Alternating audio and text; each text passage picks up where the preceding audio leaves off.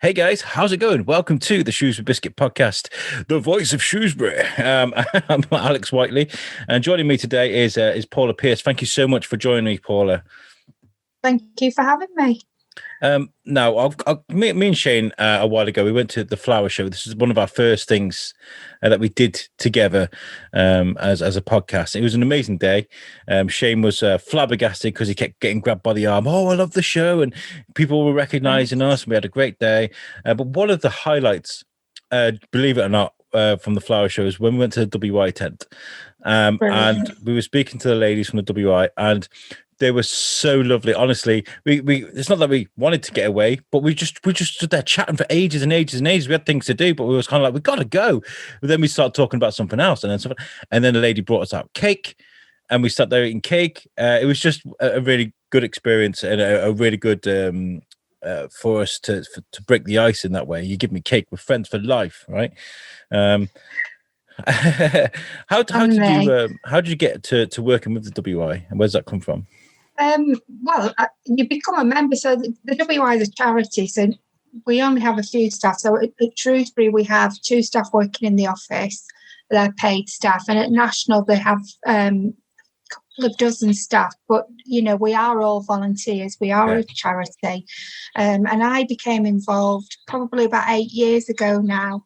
A friend of ours decided she sort of had been to a few WIs and realised there's a lot of old women there. I want to do a WI for younger women, which is completely a myth. I'll run that, it's not all old women.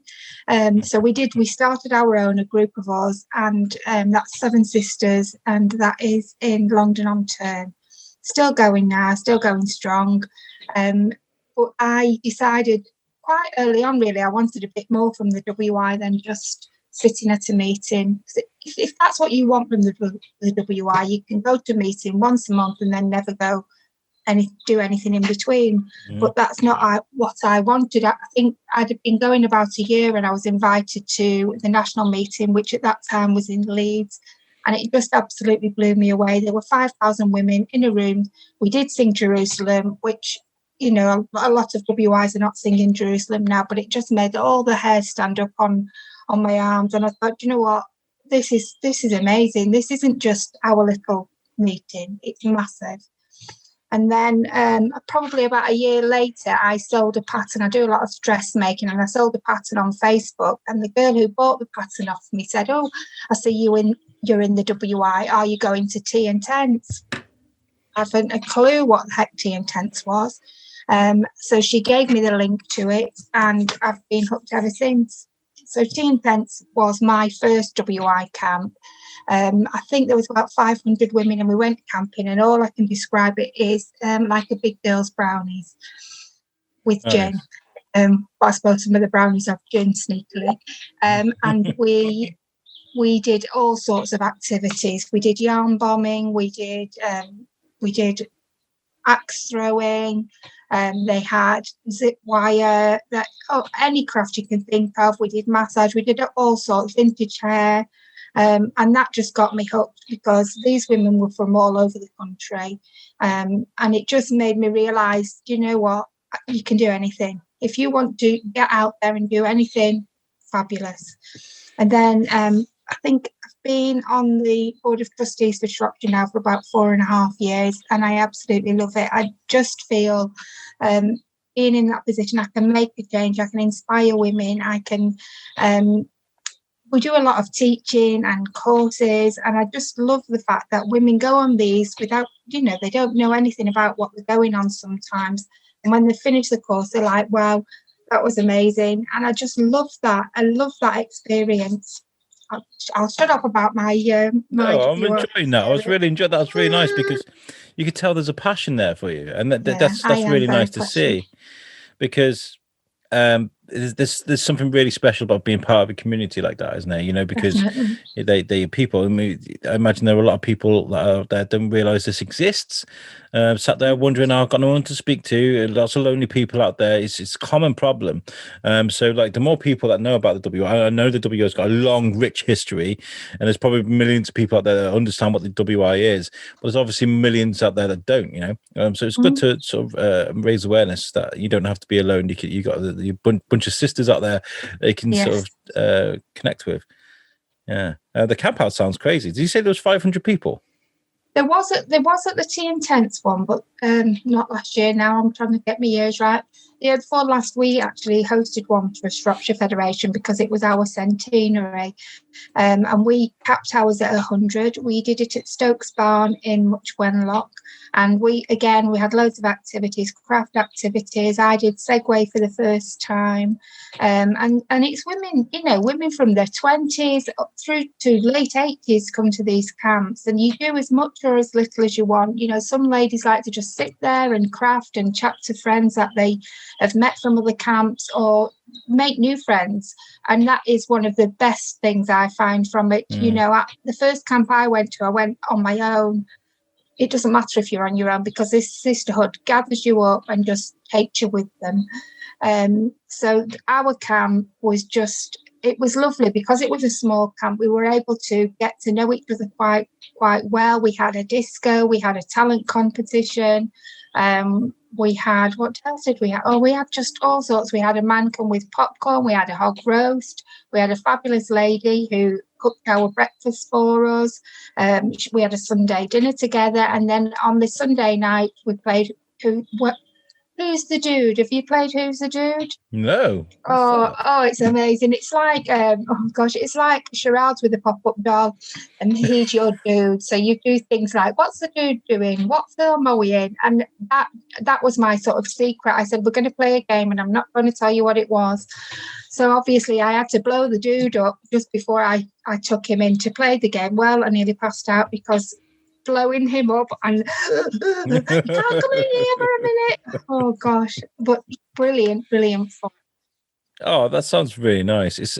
I mean, obviously it's nice to have a gathering of ladies that don't have to worry about a sudden burst of testosterone, you know, the mansplaining, and just being able to just relax and be yourselves, no pressure there. You know, I can totally appreciate it's a safe place to be with other women who, you know, at camp, nobody's judging you. If you want to do a zip wire, you're not thinking, oh gosh, does my bum look big in this? Because nobody cares. You know, just do it. You know, people getting in bunk beds, it doesn't matter. You know, you're here for a weekend. You can go home if you want. You know, we're not in prison. But no, it's so lovely. It's a lovely feeling. Yeah, it's nice. I remember. I think it was. Well, I was talking about the. Was it you I was speaking to last year about the camp out? I can't remember. I was speaking to someone from WI about the camping thing, but obviously COVID sort of stopped it, I believe. Yes, yeah. Well, because of the one that was so great the year before last, we've been asked and hounded, can we do another one? So I said, you know, not every year. It's such hard work organising. I have, I think there's about 10 of us all together who chip in with the organising. I have somebody doing the in fact, to be honest, I'm just the one that does the talking. I don't do very much at all. I just gather people in and say, can you do this, delegate tasks? And my team are absolutely amazing. I don't have to say, have you done it? Because it's done before the words are out of my mouth. And that's one of the things I love about the WI in general. You know, everybody chips in. Yeah, I mean, the camping thing is amazing. It's just one thing that you guys do. I know there was a number of community projects that you're a part of, which blew my mind actually this morning reading all about it. But before we get into that, what's a week by week sort of life like in the W at the moment with COVID? What are you guys up to at the moment to sort of keep the community together? It's different for everybody really. Some individual WIs are still having the meetings if they've never changed, but having them on Zoom, so they'll still have the same speakers. That's really nice. But some are doing nothing at all for whatever reason. They're not doing any meetings. So from Federation, we've been putting some meetings on Zoom, and we're going to continue doing that for as long as we need to. And nationally, National are putting on some meetings. They're putting on their, we have a resolution every year put forward, and we, as members, every member gets a chance to vote on these resolutions. So we have the resolution shortlisting meeting on Zoom. Now, normally there's only about 40, 50 people attend that, but because we could do it on Zoom, we could treble the numbers, and that was lovely to be able to, so that people can see actually what happens in that process. Then I'm admin on something called the Unofficial W.I group on Facebook. That's a women's only group, and you don't have to be a W.I member, but it's good for you to, if you want to join or you're thinking of joining. It just shows the type of things that we do as a W.I, and we're sort of just keep going because we're on Facebook. Nothing's really changed for us. Then there is another group called W.I Wanderers, which asks WIs all over the country, have you got any meetings that anybody can attend? So what's been really lovely and has really shown how strong we are as a sisterhood is WIs from all over the country have opened their meetings. So I've been all over. I've been to Canada. I've been to London. I was at London this week. You can go to any of these meetings if they're on W.I Wanderers or they're advertised elsewhere. And that's been lovely to learn, how different WIs run, but also that you're not alone. Loneliness was one of our resolutions a couple of years back. And that's beautiful because we're trying to get hold of people and trying to say, right, you can come to these meetings on your own. Your WI might not be meeting, but, come and join in with somebody else. It's, but I remember when I was younger that you'd lucky if you had a PC in your house, right? Yes. And if it'd be one in the corner for the whole family. Right now, everybody's on their phones, laptops, tablets, all sorts of stuff. It's crazy how technology has advanced. It's brilliant, actually. Some people haven't caught up still. Some people are still scared of going on social media, and especially Zoom. I've been setting up things all week this week with people that have just you mentioned these things to people and they have an absolute meltdown. It's really hard. It really is hard, and it's understandable. I'm struggling with music. I'm getting to the age now where music is becoming alien to me, and now I'm feeling old, right? So I know what it is. I'm getting there. I'm catching up. Don't worry. What's it been like for you guys to try and set up the sort of, the golden generation with Zoom and social media? I think that's a common myth. It's something that keeps getting thrown at us. The older people don't use Zoom and the older people haven't got technology. That's absolute rubbish. I don't think that at all. It's just certain individuals don't, for whatever reason, and that's fine. That's up to them. They don't want to be involved in it. But you know what? My grandma's over 90 and she's on Facebook like you wouldn't believe. So, and we have got a lot of older members using Zoom. It's not an age thing. It is just sometimes I personally think people won't use something until it's a need for them to do it. So by saying, right, we've got this speaker coming, or I've just booked George the macaroon man to come and talk to us. He was on my show. I was, yeah. That's why I got the idea. I did pinch it from it because I thought it was fabulous. Great guy. I just thought, you know what? If people see things that they want to see advertised, they'll say, how do I actually get on there? So, we just got to keep advertising. We've got a newsletter that goes out every month, and we are telling them in there, this is how you do it. I'm quite happy to sit with people and show them how to use Zoom. I've gone to WIs virtually, and we've sat and explained what all these buttons are on the bottom and how's the best way to use it, how to use the breakout rooms and things like that. So that's been really positive. Yeah, it's great. I'm a big advocate for intergenerational communication anyway. It's kind of one of the things I learned about recently that's actually really important. And I really I agree. Totally agree. And so, you guys meeting online, to do these Zoom chats, finding new people must be quite difficult in that scenario, isn't it? Because nobody's out there. You can't put flyers in the post office, things like that. How do you find new people? Or is it a case of letting people come to you You know, it's the people have got to want to come. You can't just drag people by their toes, you know. Again, it's a need for a need for the community to be part of something. I know some of our WIs have actually gained new members during lockdown because they've, you know, you can go to 3 meetings before you have to join. So people have seen actually online what meetings they've had and thought, you know what, this is brilliant, I want to join. So we actually have had new members join because they want to. But again, it's like I was saying to you before, people see what you're doing and you've got to get out there. We can't just sit back and not advertise or do anything. So things like coming on your show and talking about and showing people, you know, we're not old ladies just making jam. We might be old ladies and we might make jam, but we do a heck of a lot of other things too. No.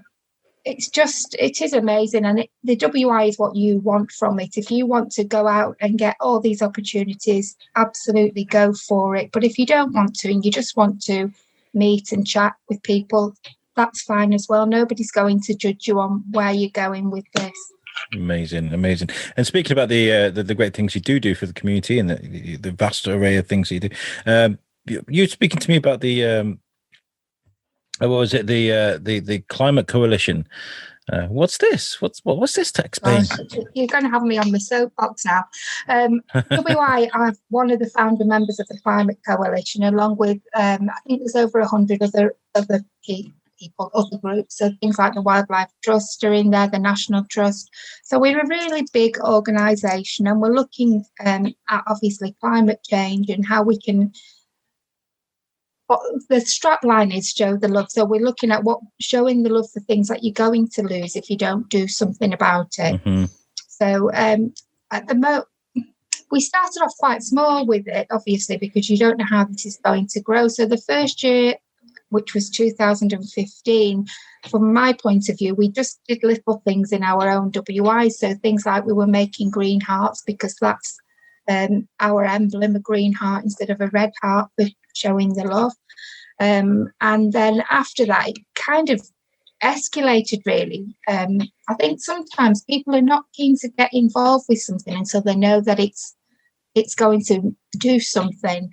Yeah. So the second year, we had a display in the Darwin Centre. We dressed 3 mannequins up in 3 different outfits, and each outfit was made up of green hearts, which were made by our members. The third year, because the green hearts were so successful, we decided we would do something on Wellington train station, so we'd get that transient passing trade, so to speak.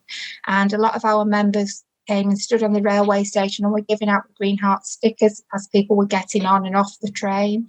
And also we made 3 green heart trees. So I had my dad, who's handy. I just told my dad, can you make me X, Y, Z? And he made me 3 wooden trees, and we decorated them with plastic green hearts, which we made out of the plastic from plastic milk bottles, really to highlight plastic waste. And they've been everywhere with us. They kind of tour wherever we go on display now. They're actually at Attingham Park because we got stuck with the lockdown and with the floods last year. So they're still at Attingham Park, stuck in a cupboard somewhere. And then we were planning on quite a big thing at Attingham Park where we'd invited loads and loads of collaborators to do a fun day. And it was other WIs from different federations coming as well. But unfortunately, the first booking had to be cancelled because we had really bad floods last year in February. Then we decided, right, we would put that in April. And then obviously COVID happened and we still can't do anything at the moment because of COVID. So what we planned this year obviously is going out of the window. So quickly decided what we want to do now is have people decorate the windows with green hearts. So however you wanted to do it, really. And we are going to have a little bit of a competition at the office to say, send your photos in and let's see what you've got. My granddaughter did me a poster for my window because she's really got involved with that. And Dot Hill Primary School saw Ella's poster and have said, right, this week that's what we're going to do as well. So they're having things with that, with the Climate Coalition. And I think what I would like to do, if people would be interested, is if we could get communities to do this, if we can get families to do this, just to show the love of what's going to go missing. And we did it with the rainbows, didn't we, for the NHS? Well, we need to love the planet as well, because it's not going to last forever if we keep doing what we're doing. Well, we got 10 days as we're recording this now, before 9 days, should I say, before Valentine's Day. We can probably push something. If you got any posters or anything you want to send me, I can definitely get that. I'm going to do one with my little boy. He's 6. So I said to my wife, I was like, "Oh, I'm just reading up on this guest that I've got coming on, and we should make a green heart for the window." She was like, "Oh, okay." And I was like, "Make a stained glass window." I saw a stained glass window example. It's that would be lovely. Good, yeah. And kids love it, because you know what, they are, I don't want to sound like Whitney Houston, but they are our future, and I think they've really taken this on board more than, I think, our generation are quite bad, because we've grown up with not particularly your generation, younger than me, but dropping litter wasn't a problem. And Keep Britain Tidy actually was one of the W.I A campaigns initially, so we should be pushing for that. We've done litter picks. We did a litter pick just after the last lockdown. Obviously we did it socially distanced and kept in groups of 6, but we're still hoping to do something while we're in lockdown. I mean, how many times do you go out for a walk and somebody's mask is on the floor? And that is something that absolutely drives me insane, because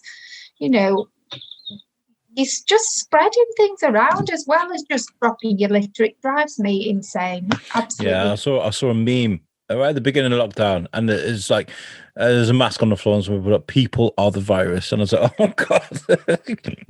They are. Yeah. Do you know what's surprising me is, right? Because I've had Extinction Rebellion on my show before. We've done climate control things. So they're a great bunch of people. And there's a lot of anger aimed towards them, and I've spoken to Simon Bell many times on my show. Amazing guy. He talks about the rhetoric of hate and sort of how these things happen. And it's when someone's environment is threatened, when someone's normality is threatened, they get angry and defensive.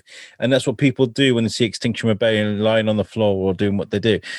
So like there's all this anger when it's like, "Oh, I bet they drove in on their car, didn't they? What was in the bus that they got on?" But when you look at some of the companies that are aiming to go like carbon free, whether it be in the next 10 years, I'm looking at a list now, and you got things like John Deere primarily use like diesel. Diesel. You've got things like Coca-Cola. How are Coca-Cola going to go carbon free? But they're going to try. There's BMW that I can't see that, to be honest.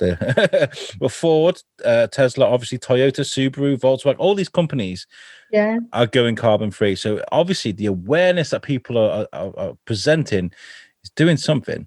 It's got, and they won't be doing that for a reason. Like you say, it is a little bit of, is it guilt maybe? I mean, people see me and they think, "Oh no, here she comes again. She's going to start going on about plastic free and single-use plastic." And yes, I do, but I don't expect everybody to stop everything immediately. It's little tiny baby steps. Just one day stop using tea bags and use loose tea, or get rid of your. Well, obviously you've got your straws, so you might as well use them, but don't buy them anymore, and buy what they call silicone ones or metal ones. Just do things at a time. It's just. There's just so much. You can't do everything at once, can you? I remember watching. I was watching Mad Men last year, and there was a scene where they were having a picnic, and they literally just throw all the litter on the floor. I knew you were going to say that one. It's unbelievable. Just shake it off, and that's what that was quite normal. That wasn't a shocker then. That threw me off. I thought it was quite funny just to sit there like viciously just throwing stuff everywhere. I was just like, wow, that's crazy. I mean, you're right. I mean, I was in school during the 90s, and there was the Michael Jackson thing, "Save the World," there was all that sort of stuff going on, and it's kind of escalated into what's going on now. The Green Heart thing, I think, is a fantastic idea. It's something simple that people can do. But I think moving on from that, that's raising awareness. Is finding out what you can do to help locally. And even though Extinction Rebellion may make a lot of aggressive noise that you may not agree with, these groups are worth keeping an eye on, just to find out how you can help in your local community. And there's, of course, a WI as well, what you guys are doing. Is there like a place where people can go to sort of find out about what you guys are doing specifically with that? Yeah, obviously, if you have a look online, Shropshire Federation have got their own Facebook pages. They have a website. Then, if you don't know which WI is local to you, you can have a look on the National Federation website and put your postcode in, and they will tell you where your nearest WIs are. Any of us really in the WI.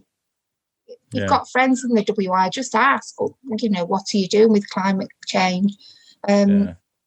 We do have a climate change Facebook page, and that's open to anybody. That's not just for Federation, because I find it quite helpful to share links with other groups of what are they doing, and perhaps we can come together and do something together. It's a community-based thing, show the love anyway. One thing that we are planning on doing, and Dot Hill Nature Reserve were on board with what I was saying about Attingham Park before, we are doing eco bricks. We're making eco bricks with a view to having something at Dot Hill Nature Reserve when we've got enough. We're going to build either a picnic table and bench, or if we don't get enough, just having a bench there. So I've got a lot of ladies at the moment busily putting all the plastic, what they can't get rid of, put it in an eco brick, and that's been brilliant. Yeah, it's nice to see that. It's nice to get people out doing things, and I think it's really important, to teach the young folks. And I see a lot of schools doing that, actually teaching people about green way of living and the quality, how important it is to look after your environment. There you go. Words, Whiteley. That's what you're supposed to do on a podcast. There was another thing you brought to my attention as well, which I thought is great. It's running for the year, and that's the what's it called, the Shropshire Way Challenge, which I thought was amazing. What's that? What's going on there? Right, so the Shropshire Way Scarf Challenge, I like I said before, I'm in a group called the Unofficial WI Group. So you get WIs from all over the country. And I saw that one WI were doing something in Cumbria about one of their walks, and they wanted to make scarves the length of their walk. So I thought, what about the Shropshire Way? Not realising the distance of the Shropshire Way when the idea came into my mind. Let's knit scarves or make scarves, crochet, fabric. Let's make scarves the length of the Shropshire Way. Now, the Shropshire Way is 190 miles, which makes that 2,640 scarves if we go off the measurements we've gone for. So I decided is that doable? And when we talked about it, and actually when I spoke about it, people have come to me about it. But now we've got all the surrounding federations involved. So we've got Herefordshire, the Wales federations, there's 3 or 4 of them, Cheshire, Staffordshire. So all our bordering federations wanted to be involved, and that was brilliant. But I've actually had Lancashire Federation want to be involved as well. So even those that aren't linking to us have wanted to get involved with this. So the scarves we make, we initially thought, let's give them to the homeless. And my plan is not to wait till 6 months down the line when it's warm weather and scarves aren't needed. But as scarves are coming in, I want to be getting them out there to homeless people. Then that became a little bit of a problem, because some of the homeless charities were saying, no, we're not interested, which I find quite surprising. So each federation are going to donate to their local charities. So one of the things I do need is for local charities, if I've not been in touch with you and I didn't know about you, please get in touch with me if you've got something that these scarves can go to.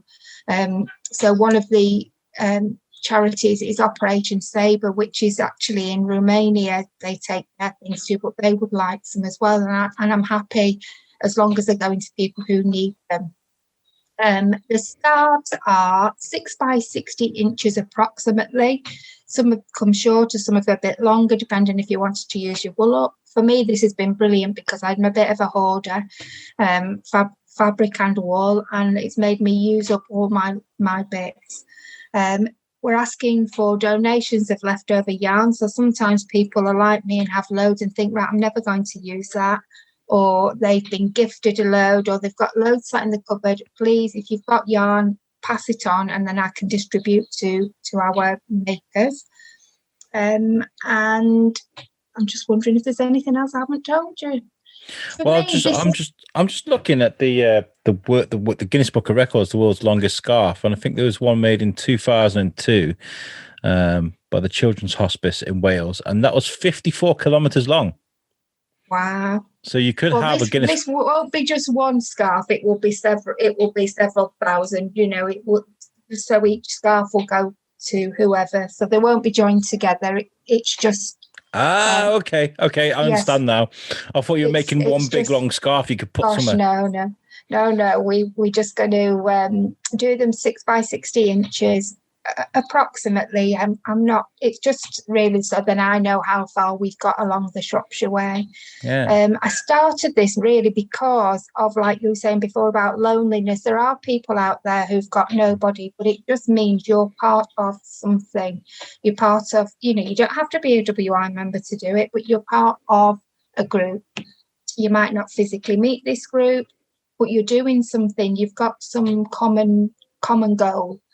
And also a biggie for me, and it is another resolution of the WI, is improving people's mental health.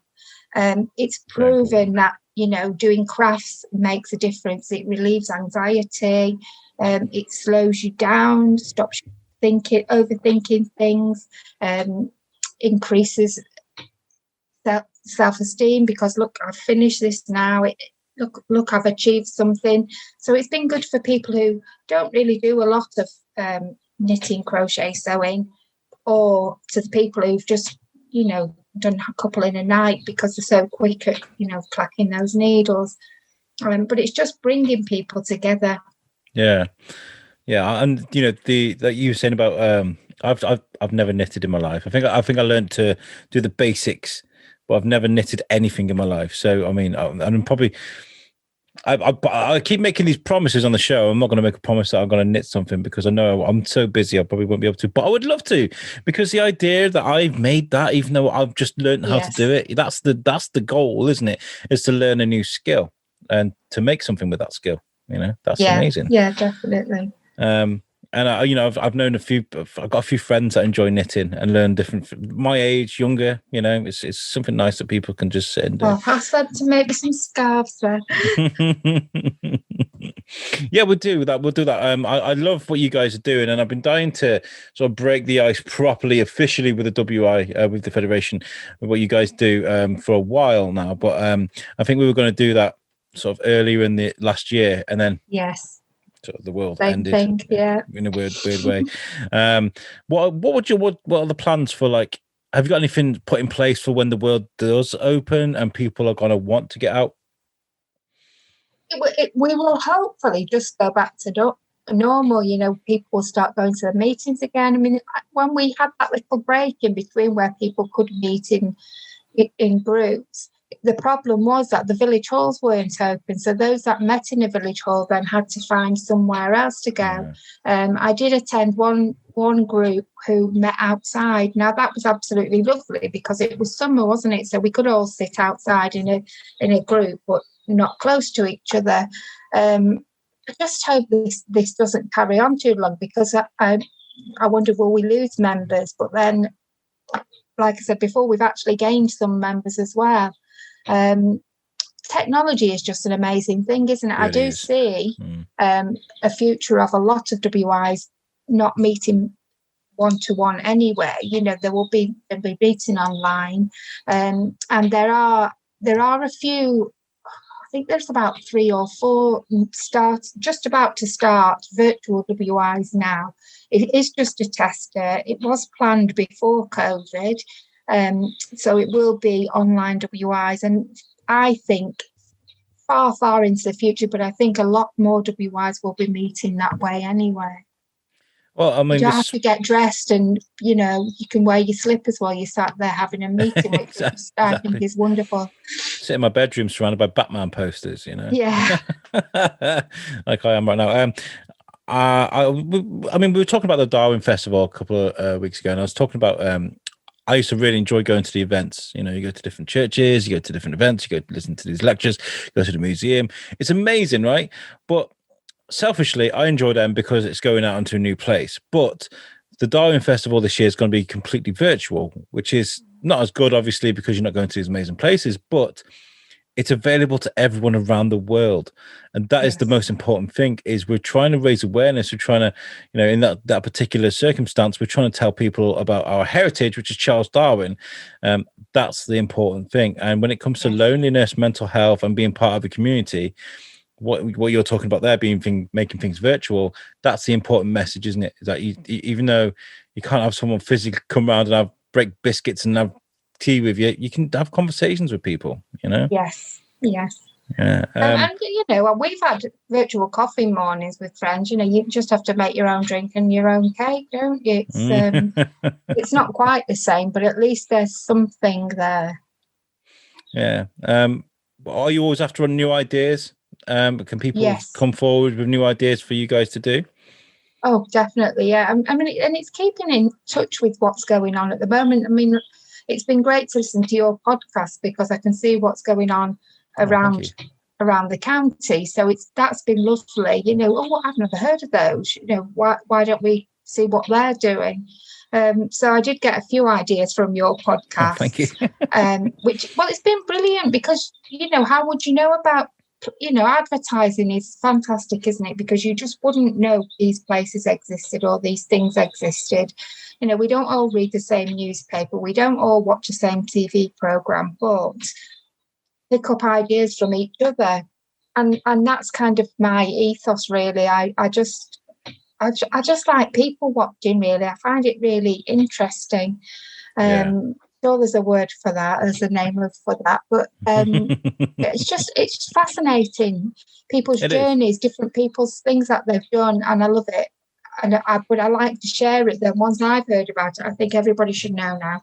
And I do kind of get a bit carried away with myself and think, right, you know, step back. That isn't your job. I just can't help myself. But this is what I picked up at the beginning of this podcast, is when you talk about something that you're really passionate about, you know, it really does light everything. Just sort of your face opens up. You speak clearly and you get excited and you see the blood flowing through you. You know, when you talk about something you're passionate about and you really enjoy, it's good. That's really good, because if it's infectious and people can get a bit of that off you, that's the important thing.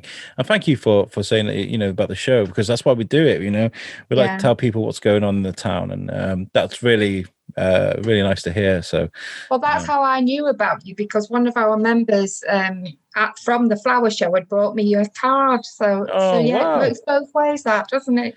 Okay, fine. I need to order more cards then, because I've run out and I thought I can't see anybody, so what's the point in ordering them? Obviously they work. They do. Oh, bless. That was awesome. And that meeting of the WI was I'll always remember that, because they're just a fantastic group of people. They really are. I didn't know what to expect, because not knowing about the WI, I never really sort of ventured into that. So it was just a nice initiation. It really was. Did you have a look at all the displays and everything there? Yes, we did. We did. We got loads of pictures. Shows the talent that we've got in the WI, and it blows me away. A few years ago, I did my training to be a WI craft judge, and I just can't believe how quality of workmanship and what people can do, because you'll pick something up sometimes and think, I don't know what the heck that is. But you'll turn it over and you'll think, wow, it is amazing. We really have got some talented people out there.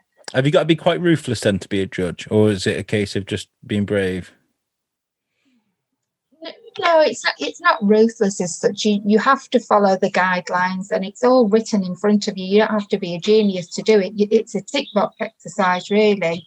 We have the WI have a book, which On With the Show it's called, and it gives you everything, breakdown, little detail, every craft, every cookery, every preserve is in there, and what you must do and how it must be, and that's what we work from. So if it's not quite right, we have to tell people, but there's ways of telling people without just making them Simon go Cowell. to pieces. Yeah, you don't need to be like that. You can tell them, oh, perhaps if you tried this instead of, that's rubbish. It makes a big difference, and it will make people try again. So I remember I entered a short film competition last year. It was a bit of fun. It's the beginning of lockdown, and the idea was it was a lockdown. I'd never made a short film in my life, right? And the idea was that you can make them with your phones, your tablets, whatever. Right? These professional people making these things, right? That genuinely make adverts for TV and stuff, right? So I thought, okay, we'll do this. It'd be a bit of fun, right? I did it. I made what I made of it. I'm going to probably re-release it because it's ridiculously bad. But I did it with my phone, right? And I did it transatlantically as well. I did it across the world. I made this. And they wrote my review was something along the lines of, yeah, the transitions weren't great. The storyline was good, but it wasn't filmed very well. And I just didn't find it enjoyable. And I was like, okay, thanks for that. Like, it was just such a harsh review. And I was just like, okay, well, I haven't made a short film since. I do. That's a lie. I make the vlogs with Timmy in the summer. They're quite cool. But no, I appreciate it. It's nice to have that kind of feedback in a nice way. So I appreciate you doing that because that kind of destroyed me a little bit. That little line, didn't enjoy it. Well, I do that, but I do also know that there are judges out there who aren't quite so kind. I mean, I've had bad reviews myself, and it destroys you, really, doesn't it? You think, oh, that's it now. I'm never doing that again. People that have worked with me, there are lots of people that listen to this that do work with me. Will tell you that I am my worst critic anyway. Even if something's good, I will find a flaw. I've had a bad run of shows recently, especially the live shows. I did a live show with the USUK stuff. I did the US UK stuff, and my microphone was turned up too loud.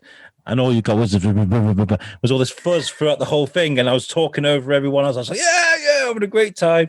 Ruined the whole show. So when things like that happen, it sends you down a bit. But yes, it does. Yeah, but I appreciate what you guys are doing. I've always been doing for the community. You're showing up for when before COVID, during COVID, and I'm sure after COVID too. How can people get involved and sort of join the Women's Institute? You can contact us at our head office, and I'm just trying to find the phone number. I'll give you the email. I won't give you the phone number because last time I did this, I gave the wrong phone number. So our email is enquiries@wi/shropshire.co.uk. Nice. And fellas as well. Look us up on Facebook. We've got several Facebook groups for Shropshire Federation. One's a public one. We have a private Shropshire members only. We've got a climate group. We've got a craft group, and we've got a book group. There's all sorts going on. It depends. Every single member is different, and their wants and needs are different. Should start a podcast group. That is my plan. I would like to start a podcast. I'll see how it goes. It changes. Honestly, I was speaking to Dave Courtine last night from the Shrewsbury Club, from Mosaic. He's been on the Biscuit before, but he came on my USUK show. We had a drink and a chat, and he was saying he just started a podcast, and it's changed his life. He's really nice, just to because we can't go down the pub anymore at the moment, so it's not all whatever. You can't go to the coffee shop or whatever. You meet up with your mates. So for him to meet up with his two mates and just sit and chat is just really nice. It's kind of added something nice to his life now recently. I think that's great. I was going to say something as well. I was going to message to the guys, like if you're going through a bit of a lull at the moment and things aren't great, or things have got a bit stale, the wife's bored or what have you, or your girlfriend, or if you know someone, your mom, anyone, get them to get in touch with the WI, because it'd be nice for them to get out or to meet new people. I think that that initiation, that spark of being part of something new could change your life genuinely. I think that's correct. It's totally changed mine. I mean, I had to give up work through ill health, and it's given me a purpose because I can't do my job anymore. So now I just throw myself into the WI, and it just keeps me going. But my life's completely changed. Obviously, you can tell by my accent, I'm not a local Salopian. I moved down here 13 years ago, not really knowing anybody. And I seem to, everywhere I go now, see people I do know. So it's been lovely. It's been lovely to have this group of friends now. that I wouldn't have had if it hadn't been for the WI. But going places and doing things that I've never been. You know, I went to a garden party at Buckingham Palace because of WI. I've been to Leeds. I had been to Leeds before, but London several times, and it can take you wherever you want it to take you, really. Nice. I love it. I think it's fantastic. A safe place for women to gather and have be part of something special. Yeah. You know, there's no negatives about that. I love that. Is there anything you want to tell us about before we end the show? Is there anything that you got coming up that you want to tell people about that we haven't spoken about? There's probably thousands of things I haven't told you about. The best thing to do is just to have a look on our Facebook page, and that tells you what's going on. Okay. Obviously, the camping trip is in June if you're a WI member, but whether that's going to go ahead now, we just can't 100% know. We have regular things on Zoom coming up, and they will be posted on the Facebook group and on our website. And just, you know, any ladies out there who know nothing about the WI, go and have a look. Not every WI is the same. You may go to one and think, oh, you absolutely hate it, but you could go to 2 or 3 and not find what you want. Every WI is different. Find one that suits you. Brilliant. You've been an amazing guest. I'm glad we did this. It's been amazing to talk about. Thank you. Wow. And, you know, consider us as sort of friends of the WI. If there's anything we can help out, maybe we can send Dee or Jules out when the world opens for one of the camping sessions. That'd be amazing. Oh, that would be. She'd have an absolute ball. I know Julie would. She's fantastic. And Dee, by the way, if you're going to listen to this, I know you'd have fun too. But Jules would really appreciate it, I think. But yeah. This has been great, and I'd love to get you on again soon. Sort of, especially when the world opens. I'd love to kind of catch up with you and sort of find out how it's been for you. Anyway. Yeah. So, right, look, guys, I want to point you in the direction of our website as well before we get out of here. It's at www.theshrewsburybiscuitpodcast.co.uk, and that's made for us by our friends at Web Orchard. If you need a website, go to Web Orchard. Pete's coming on my show on Newsuck next week, and what's the difference? I know I shouldn't really advertise an R-rated show on this one. It's a bit naughty, that one is. So if you're listening, you're younger, probably not best to listen to that one. But it'd be nice to find out a bit about Pete. We need to get him on the biscuit again, actually. So Pete, if you listen to this, let's do this. Get on the biscuit. Check out our website. All our audio is available on there. And I want to say congratulations to our winner as well from the Hickories competition that we were running. We did pull a winner out. I'm not going to mention a name on the show, so I haven't asked the permission, but that was a fantastic competition. And I just want to thank everybody for this, for getting involved. We had honestly thousands of people sort of shared it and commented. It was just amazing. The winner was actually from London. That's how big the reach was from that post, which is fantastic. Unbelievable. So thank you to Hickories, and thank you to everybody that took part in that. Right, I think we'll get out of here. Paula, thank you very much for joining me again. You've been an amazing guest. No, it's been brilliant. Thank you. Thank you very much. All right, guys, we'll catch you next time. Peace out.